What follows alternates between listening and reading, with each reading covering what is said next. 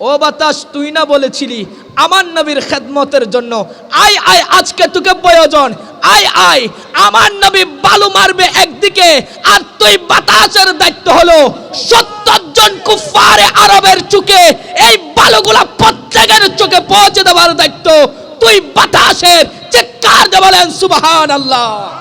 ইব্রাহিম খলিলুল্লাহ যখন ইরাকের জমিন থেকে মক্কাতুল মুআজ্জামায় আসলেন, ইব্রাহিম খলিলুল্লাহকে আমার আল্লাহ পাঠিয়েছেন কাবাগর সংস্কার করার জন্য।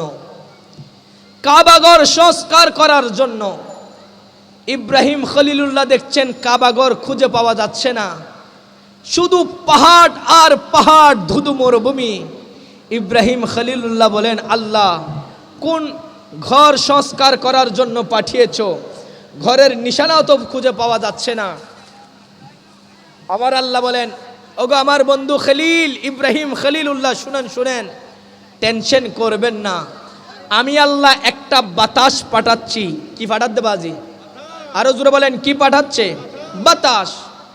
আমি আল্লাহ একটা বাতাস পাঠাচ্ছি। ওই বাতাসটা এসে আপনাকে খানায়ে কাবা জাহের করে দিবে, প্রকাশ করে দিবে। যে বাতাসের নাম কিতাবে আসছে রিহুল খুজুজ। জোরে বলেন সুবহান। ইব্রাহিম খলিলুল্লাহ তাকিয়ে রইল বাতাসের দিকে। ওই বাতাসটা বাগের আকৃতিতে এসে এমন ভাবে জোরে বাতাসটা আসলো, খানায়ে কাবার উপরে যে বালি কাদা মাটি ছিল সবগুলা সরে গিয়ে খানায়ে কাবা দেখা যাচ্ছে। জোরে বলেন সুবহান। এবার ওই বাতাস মালিকের দরবারে ফরিয়াদ করছে, মালিক ওগো রব্বে করিম, আপনার সবচাইতে পছন্দের জায়গা খানায়ে কাবা আমি বাতাস দেখিয়ে দিলাম, বের করে দিলাম, লুকায়িত ছিল জাহের করে দিলাম। ওগো আল্লাহ, পৃথিবীর জমিনে আমাকে কি কোনো কিছু পুরস্কার দিবেন না? জোরে বলেন সুবহান। আমার আল্লাহ বলেন, এ বাতাস, ওগো রিহুল খুজুজ, তোমার পুরস্কার লাগবে। বলে, হ্যাঁ আল্লাহ, কিছু পুরস্কার দেন না। বলে, তোমার কি পুরস্কার লাগবে? বলে, আয় আল্লাহ, পৃথিবীর জমিনের কোনো নিয়ামত চাই না, আয় আল্লাহ আখিরাতের কোনো নিয়ামত চাই না। একটা জিনিস আপনি আল্লাহর দরবারে আমি বাতাসের ফরিয়াদ। বলে, যেই নবীর প্রেমে পড়ে আপনি কুল কায়নাত সৃষ্টি করেছেন, যেই নবীকে না বানালে লাউলাকা লামা খালাকতুল আফলাক, আল্লাহ আপনি কিছুই তৈরি করতেন না।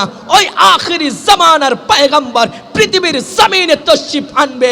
ওগো আল্লাহ, ফরিয়াদ আপনার কাছে, অ্যাপ্লিকেশন আপনার দরবারে, ওই নবীর জীবনে একটিবার আমি বাতাস খেদমত করতে চাই। চিৎকার দিয়ে বলেন সুবহানাল্লাহ।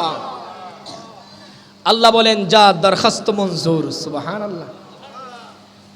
আমার রব্বে করিম বলেন, ওগো বাতাস, তোমার অ্যাপ্লিকেশন দরখাস্ত মঞ্জুর, যাও যাও, আমি যেই দিন তোমাকে প্রয়োজন হবে তোমাকে ডাক দিব, তুমি এসে আমার বন্ধুর খেদমত করবে। ওই হিজরতের রাত্রে আমার নবী যখন ঘর থেকে বাহির হলেন, আমার নবী যখন বালু নিক্ষেপ করলেন, আমার আল্লাহ ডাক দিচ্ছেন, আইনা রিহুল খুজুজ, ওগো বাতাস কোথায়? বলে, লাব্বাইক আল্লাহ, আছি তো আপনার ডাকের অপেক্ষায়। ও বাতাস তুই না বলেছিলি আমার নবীর খেদমতের জন্য আয় আয় আজকে তোকে প্রয়োজন, আয় আয়। আমার নবী বালু মারবে একদিকে, আর তুই বাতাসের দায়িত্ব হলো 70 জন কুফারে আরবের চোখে এই বালুগুলা প্রত্যেকের চোখে পৌঁছে দেওয়ার দায়িত্ব তুই বাতাসের। চিৎকার দিয়ে বলেন সুবহানাল্লাহ।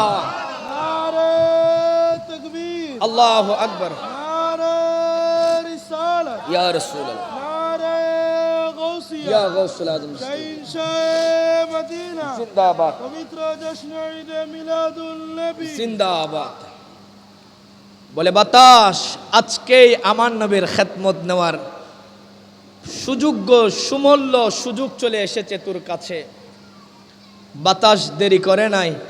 আমার নবী, ওয়ামা রামাইতা ইয রামাইতা ওয়ালাকিন্নাল্লাহ রামা, রাসূল পাক বালু নিক্ষেপ করলেন।